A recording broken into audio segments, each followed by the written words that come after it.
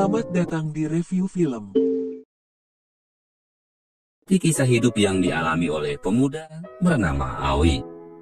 Akibat sebuah insiden tawuran di sekolah, Aoi yang sebelumnya adalah sosok ambisius dan ahli bela diri, terpaksa harus mengubur impiannya dan hidup dalam sebuah kehampaan. Saat ini Aoi bekerja sebagai cleaning service di salah satu kampus. Selain itu, Aoi juga merupakan praktisi judo, sebuah bela diri yang berfokus pada teknik kuncian. Dikisahkan bahwa Aoi ini kehilangan pita suaranya akibat insiden perkelahian di SMA. Sejak saat itu, kehidupan Aoi berubah 180 derajat. Setiap melihat bekas luka sayatan di lehernya, saat itu pula Aoi pun tenggelam pada sebuah kehampaan, penyesalan, dan semua kepedihan yang tak bisa Aoi jelaskan. Namun segalanya berubah saat seorang gadis tunanetra tiba-tiba datang dalam kehidupannya bernama Mika, mahasiswi jurusan seni musik di kampus tempat Aoi bekerja. Seperti manusia pada umumnya, tentu Mika memiliki sebuah impian, dan impiannya adalah menjadi pianis kenamaan. Kebutaan Mika ini nyatanya disebabkan oleh kecelakaan lalu lintas. Sesuai hasil analisa dokter, Mika divonis mengalami ablasi retina, sebuah kondisi terlepasnya retina dari jaringan penyokongnya. Beruntung, mata Mika masih bisa diselamatkan dan akan pulih dengan sendirinya. Namun dokter tak bisa memastikan kapan Mika akan kembali pulih, dan satu-satunya hal yang bisa menjawabnya hanyalah waktu. Di sisi lain, kita diperlihatkan pada seorang lelaki bernama Yuma. Selain anak dari salah satu pengusaha kaya, si Yuma ini juga dikenal sebagai salah satu pianis yang sangat berbakat. Namun hobi Yuma yang suka main judi perlahan mulai menenggelamkan kehidupannya. Bahkan kini Yuma memiliki banyak hutang akibat. Di suatu pagi saat Aoi sedang mengecat papan nama di salah satu kampus, tanpa sengaja Aoi melihat seorang gadis yang menaiki atap gedung dengan langkah tertatih-tatih. Aoi pun terus menatapnya penuh curiga, hingga tiba-tiba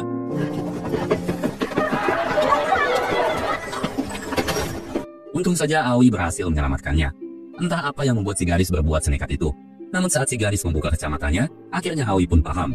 Gadis itu ternyata tak bisa melihat, dan kondisi itulah yang mungkin menenggelamkannya dalam sebuah keputusasaan. Gadis itu pun akhirnya dibawa pulang oleh ibu dan juga bibinya. Sedangkan Aoi hanya bisa menatap tanpa mendapatkan ucapan terima kasih sama sekali. Hingga kemudian Aoi mendapati lonceng sang gadis yang tertinggal di sana.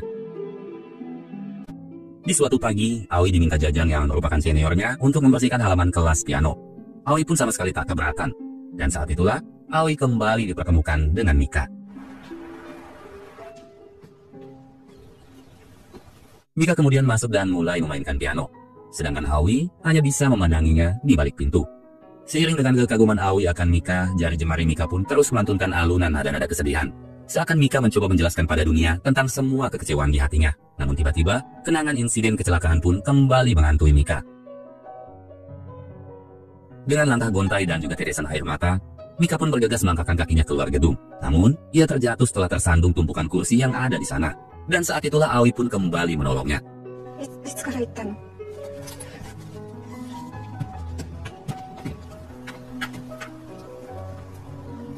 Di suatu waktu, Aoi tanpa sengaja melihat Mika dan ibunya yang sedang berdebat. Sang ibu hanya ingin Mika fokus pada kesembuhan dan menunda kuliahnya terlebih dahulu. Namun Mika dengan tegas menolak. Bagi Mika, menjadi pianis kenamaan adalah impian terbesar dalam hidupnya. Tak peduli apapun resikonya, dia akan terus berlatih piano demi menggapai impiannya. Melihat tekad dan ambisi Mika, Aoi pun seketika tersentuh dan memutuskan untuk mengikuti Mika. Di sepanjang perjalanan, Aoi benar-benar menjaga Mika. Aoi bahkan meminta setiap orang yang melintas untuk tak menghalangi jalan yang dilewati Mika. Hingga kemudian, tibalah mereka di ruangan piano.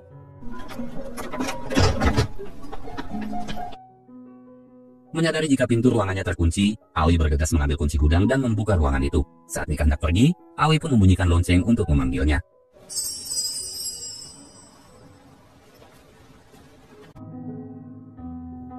Di tengah alunan nada piano yang dimainkan Mika, ada Aoi yang memandanginya di balik jendela. Saat akan pulang, Mika hampir saja terjatuh dan Aoi lagi-lagi menolongnya. Menyadari jika lonceng yang dipegang Aoi adalah miliknya, Mika pun mengetahui jika Aoi lah yang telah menyelamatkannya sewaktu di atap. Dan Aoi jugalah yang telah menjaganya selama ini. Mika lalu bertanya, mengapa Aoi tak pernah mengucap sepatah kata pun? Karena masih saja diam, Mika pun meminta Aoi menjawab dengan mengetuk tangannya. Sekali ketukan menandakan iya dan dua kali ketukan menandakan tidak. Di momen itulah, Mika dan Aoi pun akhirnya saling kenalan. Aoi? Sebelum pergi, Mika bertanya apakah Aoi adalah pianis, dan jika iya, Mika berharap suatu saat nanti Aoi mau memainkan piano untuknya. Sontak Aoi pun hanya tertegun dan tak tahu harus menjawab apa. Di satu sisi, Aoi sama sekali tak bisa main piano, namun di sisi lain Aoi juga tak ingin mengecewakan Mika. Gadis yang diam-diam telah membuatnya jatuh ke dalam cinta.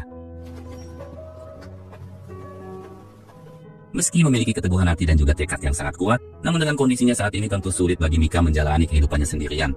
Berulang kali Mika kehilangan arah dan tujuan. Namun setiap Mika dilanda keputusasaan, saat itu pula ada Aoi yang selalu menuntunnya pulang.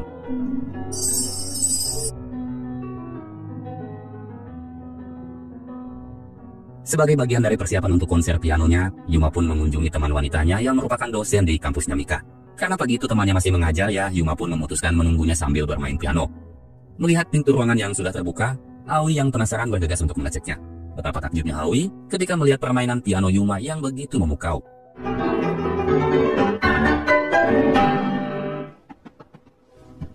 Teringat akan harapan Mika yang ingin mendengarnya bermain piano, Aoi lalu berinisiatif untuk menyewa jasanya Yuma. Dengan menggunakan fitur talkback di HP-nya, Aoi pun mulai berkomunikasi dengan Yuma dan memberitahukan tentang tujuannya. Namun dengan wajah sombong, Yuma langsung menolaknya, sambil mengatakan bahwa manusia rendah seperti Aoi takkan mungkin bisa membelinya. Seperti biasa, malamnya Yuma kembali bermain judi di sebuah kasino ilegal. Namun bukannya untung, malah buntung. Itulah kalimat yang tepat untuk disematkan kepada Yuma. Kekalahan demi kekalahan terus menimpa Yuma. Hutangnya pun semakin menumpuk, dan bos kasino mulai memanggil dan mengancam Yuma untuk segera melunasi semua hutang-hutangnya. Jika tidak, maka ia tak akan segan-segan menghabisi Yuma. Saat akan pulang, Yuma dikagetkan dengan kemunculan Aoi yang ternyata telah diam-diam mengikutinya sedari tadi. Aoi pun kembali memohon agar Yuma mau menerima tawarannya. Bahkan kali ini, Aoi bersedia membayarnya sebesar 50.000 yen. Karena sedang terlilit banyak hutang, Yuma pun akhirnya menerima tawaran Aoi.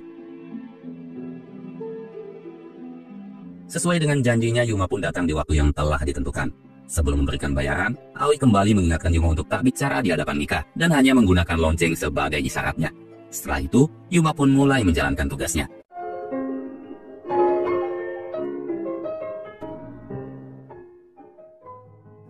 Seperti Aoi, Mika juga sangat kagum dengan permainan pianonya Yuma. Sehingga Mika memohon agar minggu depan Aoi mau memainkannya lagi. Tanpa pikir panjang, Aoi pun langsung menyanggupinya. Meski bayaran Yuma sangatlah mahal, Aoi tak peduli. Karena baginya, impian dan tujuan hidupnya saat ini hanyalah Mika. Demi bisa mewujudkan keinginan Mika, Aoi mendatangi sahabatnya yang bernama Keisuke. Kebetulan si Keisuke ini bekerja di sebuah bengkel mobil. Jadi, Aoi meminta bantuan Keisuke untuk membujuk bosnya agar mau menerimanya sebagai pegawai di sana. Awalnya Keisuke tak tega dan sempat melarang Aoi. Keisuke juga bertanya, untuk apa Aoi melakukan semua itu? Jika Aoi memang butuh uang, sebagai sahabat Keisuke tentu akan berusaha untuk membantunya. Namun karena Aoi tak mau menjelaskan apapun, akhirnya Keisuke pun bersedia membantunya.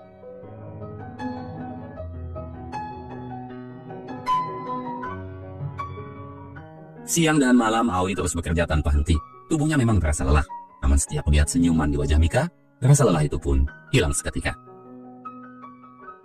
Seperti pepatah mengatakan tak kenal maka tak sayang, hal itu jugalah yang kini dirasakan Yuma. Seiring berjalannya waktu, kedekatannya bersama Mika perlahan mulai membuat Yuma jatuh ke dalam cinta. Melihat betapa serasinya Yuma dan Mika terkadang menenggelamkan Aoi pada sebuah kecemburuan. Sakit tentu saja sakit. Namun Aoi sadar jika dirinya hanyalah pria miskin yang tak punya apa-apa. Tak sebanding dengan Yuma dan Mika yang berasal dari keluarga kaya. Khawatir dengan kondisi Aoi yang siang dan malam bekerja tanpa henti, Keisuke pun berinisiatif untuk mengeceknya ke kampus. Setiba di sana, Keisuke melihat Aoi yang sedang memberikan sejumlah uang pada Yuma. Keisuke yang menduga jika Yuma sedang memeras Aoi, akhirnya memutuskan untuk mengikuti Yuma hingga menuju kasino. Sepulang dari kampus, Mika meminta Aoi untuk mengantarnya ke sebuah taman di tepian sungai. Di sana, Mika mengucapkan terima kasih atas segala kebaikan yang telah Aoi lakukan untuknya. Sambil menyentuh tangan Aoi, Mika berkata, "Meskipun aku tak pernah mengenal dan mendengar suaramu, namun bagiku, tanganmu layaknya tangan Tuhan, yang selalu menuntunku dalam tiap kegelapan." Saat itulah Aoi kembali teringat akan insiden yang telah menghilangkan pita suaranya. Sewaktu SMA, Aoi dan Keisuke sempat terlibat perkelahian dengan sekelompok preman. Salah satu preman kemudian mengeluarkan sebilah pisau untuk menikam Keisuke. Aoi yang melihatnya, lalu bergegas menyelamatkan Keisuke. Namun naas pisau itu malah menancap tepat di leher Aoi. Diselimuti amarah yang memuncak, Aoi perlahan bangkit dan menghabisi preman tersebut. Sejak insiden itulah, Aoi pun tenggelam dalam rasa penyesalan yang sangat-sangat dalam. Setelah menerima bayaran dari Aoi, Yuma kemudian bertanya, mengapa Aoi rela melakukan semua ini demi Mika? Aoi pun menjawab bahwa ia hanya ingin melihat Mika bahagia. Melihat ketulusan di mata Aoi, Yuma pun tersentuh. Yuma lalu menyarankan agar Aoi mengajak Mika jalan-jalan, menikmati pemandangan alam. Mungkin dengan begitu hubungan Aoi dan Mika bisa semakin dekat.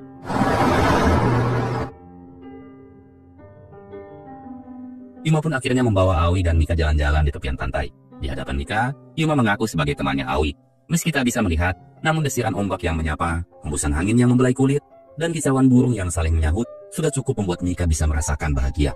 Apalagi ada sosok Aoi, sang malaikat pelindung yang selalu setia menjaganya. Setelah itu mereka menuju sebuah pondok. Karena cuaca sedang hujan dan pemiliknya juga tak ada di sana, Aoi meminta Yuma dan Mika masuk ke dalam pondok terlebih dahulu. Sedangkan ia akan mencari pemilik pondok di sebuah rumah yang tak jauh dari sana. Saat di dalam pondok, untuk menghangatkan suasana, Yuma memainkan piano yang kebetulan ada di sana. Mendengar alunan piano Yuma, Mika pun akhirnya mengetahui jika Yuma lah yang selama ini telah memainkan piano untuknya. Meski tak bisa melihat, namun sebenarnya sedari awal Mika telah merasakan adanya perbedaan sikap antara sosok Aoi dan orang yang telah memainkan piano untuknya. Terutama dari cara mereka membunyikan lonceng. Alunan tangan Aoi nampak begitu lembut, menggambarkan ketulusan hatinya. Karena tak ingin membuat Aoi kecewa, Mika juga memohon pada Yuma untuk tetap merahasiakannya. Di momen itu Yuma tiba-tiba mengungkapkan perasaan cintanya pada Mika. Yuma bahkan mengungkapkan bahwa Aoi bukanlah lelaki seperti yang Mika bayangkan. Aoi hanyalah seorang cleaning service miskin yang tak sebanding dengan gadis secantik Mika. Namun tak peduli apapun pandangan Yuma terhadap Aoi, bagi Mika Aoi tetaplah lelaki paling berharga dalam hidupnya. Mendengar pengakuan Mika, Yuma yang kesal pun langsung mencium Mika tepat di saat kemunculan Aoi. Aoi-san.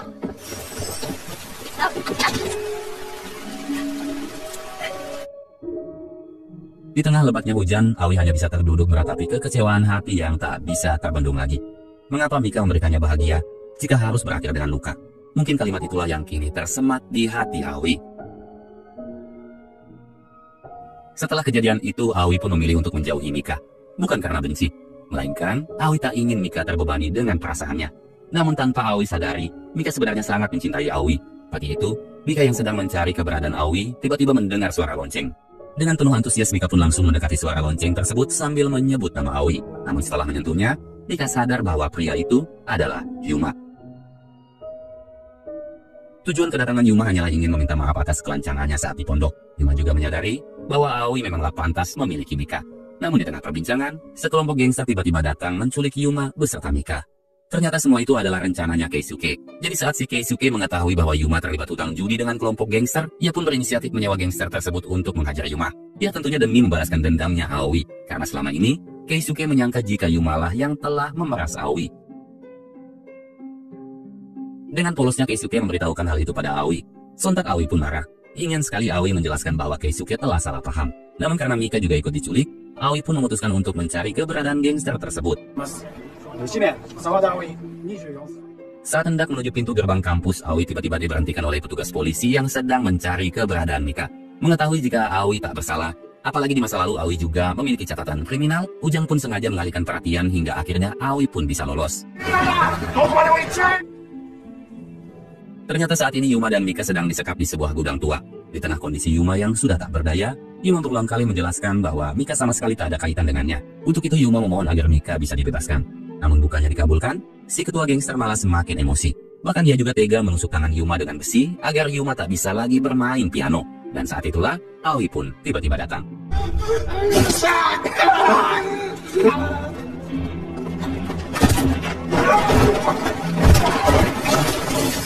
Dengan kemampuan judonya, Aoi pun mulai menghajar satu persatu gangster di sana. Namun saat pandangannya teralihkan pada Mika, ketua gangster pun langsung menghajar Aoi. Meski dengan kondisi lemah, Yuma berusaha sekuat tenaga untuk membantu Aoi. Menyadari jika Yuma dan Aoi sedang dalam bahaya, Mika tentunya tak tinggal diam. Dengan bermodalkan pipa besi di tangannya, Mika pun bangkit dan menghempaskan pipa itu ke arah sumber keributan. Namun tiba-tiba, naasnya pipa itu malah mengenai Yuma. Tak ingin gadis yang disintainya terjerat kasus hukum, Aoi pun mulai merekayasa insiden itu seakan-akan ialah pelakunya. Diawali dengan menghapus sidik jari Mika yang ada di pipa. Setelah itu, Aoi mengarahkan pipa ke tubuh Yuma yang sedang tergeletak tak berdaya. Hingga pada akhirnya, polisi pun datang dan Aoi dinyatakan sebagai pelaku utamanya.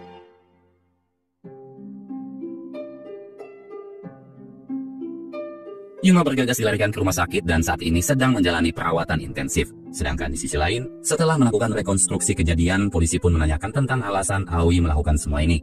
Supaya pengakuannya bisa dipercaya, Aoi pun berdalih bahwa hal itu disebabkan karena kebenciannya terhadap Yuma yang sangat kaya, tampan, dan juga memiliki segalanya. Tentu Mika sama sekali tak mengetahui apa yang sebenarnya terjadi. Namun saat mendapat info tentang Yuma yang terluka akibat pukulan benda tumpul, Mika pun akhirnya sadar jika orang yang telah ia pukul sebenarnya Yuma. Saat itu juga Mika bergegas menjenguk Aoi di lapas. Dengan linangan air mata, Mika memohon agar Aoi mau memberitahukan fakta yang sesungguhnya. Fakta di mana ialah yang telah melukai Yuma. Mika juga bertanya, mengapa Aoi tega menghancurkan masa depan hanya demi gadis buta sepertinya. Namun sekuat apapun Mika memohon, Aoi tetap diam dan memilih kembali masuk ke dalam selnya.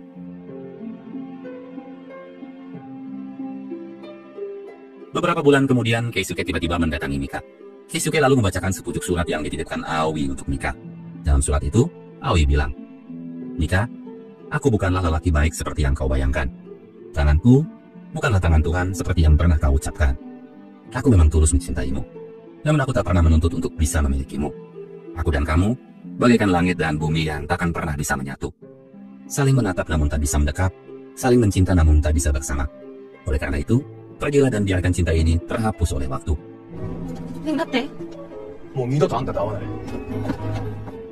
Setelah berbulan-bulan lamanya menjalani perawatan, akhirnya kondisi Yuma pun perlahan mulai membaik. Di suatu pagi, Mika berinisiatif untuk menjenguk Yuma. Mika meminta maaf atas kesalahannya yang telah membuat kondisi Yuma seperti saat ini. Namun, Yuma sama sekali tak pernah menyalahkan Mika. Bagi Yuma, semua ini adalah karma dari Tuhan akibat kesombongan sikapnya. Untuk itu, Yuma menasihati, kejarlah selalu mimpimu dan lakukan semua itu demi Aoi. 2 tahun kemudian, Mika akhirnya bisa melihat dan dengan bantuan Yuma, ia juga berhasil menggapai impiannya dengan sukses mengadakan konser debut pianonya. Meski telah mendapatkan apa yang ia impikan, namun Mika masih saja merasakan sebuah kehampaan. Kehampaan akan cinta yang dulu pernah ia rasakan, yaitu cinta Aoi. Melihat kesedihan di wajah Mika, Yuma pun akhirnya mengungkapkan bahwa konser piano ini adalah permintaan Aoi. Yuma juga sebenarnya mengetahui keberadaan Aoi saat ini. Namun, ia memilih untuk merahasiakannya bukan tanpa sebuah alasan. Yuma hanya ingin Mika lebih dulu fokus pada impiannya. Setelah itu, ia pun memberitahukan keberadaan Aoi.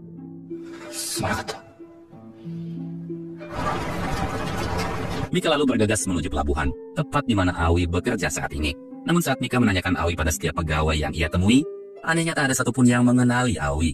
Selama ini Aoi ternyata telah mengganti nama panggilannya. Meski para pegawai telah mencegah, namun Mika tak peduli dan terus memanggil-manggil nama Aoi.